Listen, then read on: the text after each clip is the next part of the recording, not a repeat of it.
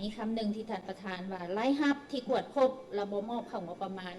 ที่จริงคำประโยคนี้นะทุกครั้งในการกองประชุมสภาพวกเขาจะเจอตลอดแต่เดี๋ยวนี้สิ่งที่ประชาชนอยากเห็นการแก้ไขของผลของการตรวจสอบนี่ข้าพเจ้าขอสนับสนุนคำเห็นขออนุญาตออกสื่อคำเห็นของสส.สุวรรณเพ็ง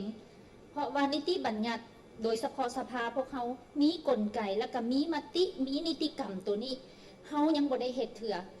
ขออยากให้ปฏิบัติตัวนั้นนี่ข้าพเจ้าคิดว่าจะได้ผลเนาะและขอมีคำเห็นสนับสนุนของสส.สายทองที่เพิ่นบอกว่าต้องมีมาตรการลงโทษเนื่องจากว่าปัจจุบันนี้นี่ถือว่าผู้เฮ็ดผิดแต่บ่มีโทษองค์การปกครองรวมทั้งองค์การตุลาการมีมัดผู้เฮ็ดผิดแต่ว่าพวกเขาบ่มีมาตรการลงโทษแบบเด็ดขาดมีลงโทษแต่แปะๆบางๆเนาะเพราะฉะนั้นทุกครั้งที่เฮ็ดกฎหมายข้าพเจ้าพยายามเสนอว่าขอให้มีมาตราหนึ่งสำหรับ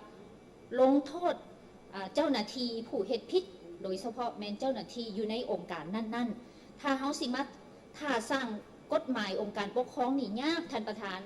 ฉะนั้นคิดว่าวิธีแก้ไขแม่นแจมใส่แต่ละกฎหมายหัน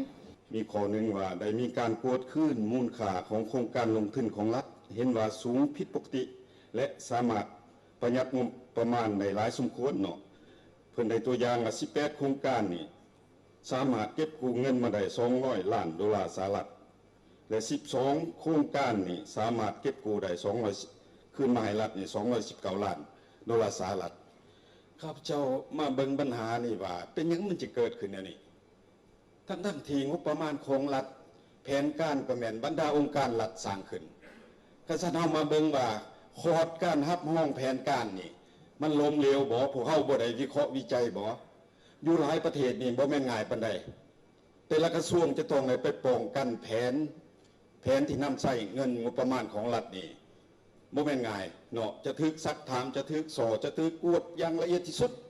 โครงการใดนึงจะผ่านไปได้นำใส่งบประมาณของรัฐ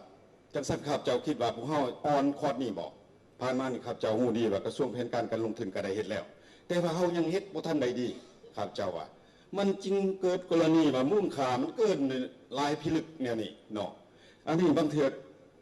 กวดหลายโครงการกว่านี้บางเทื่อยิ่งสิเห็นหลายกว่านี้ครับเจ้าว่าจังซั่นครับเจ้าอยากเสนอว่าให้รัฐบาลนี่องค์การเกี่ยวข้องนี่ต้องเข้มงวดในการกวดแผนการแต่หัวทีในการสร้างแผนกวดเวลาประมูลอีกว่าประมูลถูกบ่อันนี้มีผ่านการกวดสอบกวดกาเห็นนี่ว่ามีหลายโครงการบ่ได้รับการประมูลเป็นไปบ่ได้ครับเจ้าคิดว่าพวกเฮาอำนาจรัฐมีการนำพาของพรรค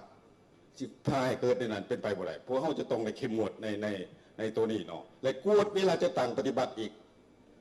ครับเจ้าคิดว่าพวกเฮาต้องเสริมขยายบทบาทของการกวดกาแต่หัวทีนี่เพราะว่าคัดกวดเห็นเสียแนวนี้แล้วเก็บกู้ขึ้นก็บ่ได้เทื่อหน้าก็สิมารายงานแนวนี้อีกครับเจ้าว่าในเงื่อนไขที่ประเทศเฮายังทุกอย่างนี่จะเป็นการสูญเสียมหาศาลเนาะและเป็นผลกระทบต่อการพัฒนาเศรษฐกิจสังคมของชาติของพวกเขาและพวกปีนี้ก็สิได้เริ่มเนาะในกองประชุมครั้งนี้นี่ประเมินการปฏิบัติหน้าที่เวียงานของสมาชิกที่สภาเลือกตั้งหรือรับห้องเอานี่มันต้องติดพันกับอันนี้ถ้าองค์การใดกระทรวงใดมีการสูญเสียงบประมาณโดยที่บ่มีความรับผิดชอบนี่มันก็แสดงออกอยู่ในผลการประเมินนี่ครับเจ้าคิดว่าจริงจะเฮ็ดให้ความรับผิดชอบหน้าที่การเมืองของบรรดากระทรวงองค์การหรือท้องถิ่นนี่เพิ่มขึ้นเพื่อบ่ให้เกิดปรากฏการณ์ย่อท้อครับเจ้าเขามีคอมเมนต์นั้นขอขอบใจสำหรับข้าพเจ้าคิดว่าอันการเสนอของการตรวจสอบเพิ่นก็ว่าเห็นดีให้เนาะสินะมอบให้มาฮอดจุดนี้ก็คือผิดแล้วผิดอีกซ้ำแล้วซ้ำอีกเนาะกันความผิดพลาดอันนั้นโคตรแล้วก็เห็นไปตลอดอยู่สภาพเศรษฐกิจการพัฒนาเฮากับมีความยุ่งยากนี่ก็นับมือคือว่ามีอันเพิ่มขึ้นเนาะสิแก้แนวใดอันปัญหานี้เป็นปัญหาหนึ่งที่เป็นโจทย์เฮาต้องมาค้นคว้ากันว่าเฮาสิใส่ซับใดบ่หรือว่าที่ว่าเป็นการเรียกร้องอยู่เสมอนี้มาฮอดจุดนี้คิดว่ามันเนาะนมหนาวและอ่อนโยนแล้วผ่านมานี่เฮาสามารถใส่ซับที่เข้มงวดกว่านั้นว่าต้องให้กระทรวงนั้นต้องกระทรวงนี้สนะคันเป็นประโยชน์คำสั่งในนั้นเนาะต้องนี่นะคือสิเป็นลักษณะนักแนนกว่าอันนี้จะเสนอทางองค์การตรวจสอบ เพิ่นคิดได้ดีแล้วล่ะอื่นๆเนาะจากนั้นในการแก้ไขปัญหาคือเว้ามาน่ะแม่นองค์การกฎการรัฐบาลจะบ่แม่นองค์การกฎสอบแก้หรือว่าการที่แก้บ่ได้ผิดแล้วผิดอีกซ้ำซ้อนนี่มันย้อนเหตุผลหยังตัวอย่างท่านประธานคือสิแม่นว่าเฮาเกี่ยวกับอันการปฏิบัติคือองค์การกฎการรัฐบาลเพิ่นก็มาเสนอการกฎการของรัฐบาลเนาะองค์การกฎการรัฐบาลก็บ่ทันได้ปฏิบัติตามผลของงานกฎสอบนี่นะที่กฎเห็นแล้วนี่นะตามกฎหมายอย่างเคร่งครัดอันนี้ก็เป็นการบกพร่องเพิ่นก็ว่าจุดอ่อนของเพิ่นอันผิดแล้วผิดอีกซ้ำซ้อนนี้เหตุผลอาจจะเป็นอันการแก้ไขปัญหานั่นแหละเนาะบ่ทันหนักแน่นบรรดาท่านบ่ทันหนักแน่นยังมีการโน้มน้าวมีการอ่อนโยนมีการนโยบายกันเห็นอกเห็นใจกันคือบรรดาท่านสสได้บอกมานะข้าพเจ้าคิดว่าฮอดจุดนี้แล้วก็อยากเสนอแหละอยากเสนอบ่อยากให้อ่อนโยนเลยได้ต่อไปนี้มันเสียหายต่อประเทศชาติมหาศาลเลยดิกายหนีไปพวกเฮาแห้งสิเจอปัญหาวิกฤตแต่พวกเฮาขัดร่วมแห้งร่วมใจกันทุกภาคส่วนนี้ตามผลการกดสอบกดเห็นนี่เงินมหาศาลอันนี้นะ